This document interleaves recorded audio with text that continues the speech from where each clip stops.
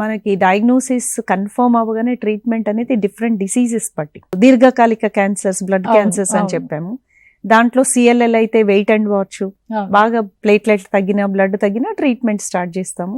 ఇప్పుడు దానికి కూడా ఒక టాబ్లెట్స్ వచ్చినాయి ఆ ల్యూకీమియాకి, దాన్ని బీటీకే ఇన్హిబిటర్స్ అంటారు. అంటే ఈ క్యాన్సర్ పాత్లో రకరకాల మార్గాల్లో క్యాన్సర్ కణం పెరుగుతూ ఉంటుంది. సో ఇంతకుముందు ఏం చేసేవాళ్ళం, మనం క్యాన్సర్ ట్రీట్ చేయాలంటే క్యాన్సర్ కీమోథెరపీ వాడేవాళ్ళం. కీమో అంటే అన్నిటినీ చంపేస్తుంది, నార్మల్ది చంపేస్తుంది, అబ్నార్మల్ అన్ని, అట్లా క్యాన్సర్ని క్లియర్ చేస్తుంది. తర్వాత వచ్చిన వాటిలో ఇమ్యూనోథెరపీ, టార్గెటెడ్ థెరపీ, అంటే ఒక క్యాన్సర్ సెల్ మీద ఒక మార్కర్ ఉంటుంది, CD20 19, మనం యాంటీబాడీ CD20 యాంటీబాడీ మెడిసిన్ ఇచ్చేది అట్లాంటిది. సో అక్యూట్ మనం దీర్ఘకాలిక క్యాన్సర్స్ వదిలేస్తే ఇప్పుడు మల్టిపుల్ మైలోమా అనుకోండి, ట్రీట్మెంట్ ఎలా ఉంటుంది? ప్రతి మల్టిపుల్ మైలోమాకి వెయిట్ అండ్ వాచ్ లేదు, ఇమ్మీడియట్లీ మనము ట్రీట్మెంట్ స్టార్ట్ చేయాలి. అది కొంచెంతో స్టార్ట్ అవ్వచ్చు, చాలా ఎక్కువ జబ్బుతో స్టార్ట్ చేయవచ్చు. అందరికీ ఒకే రకమైన ట్రీట్మెంట్ ఉంటుంది.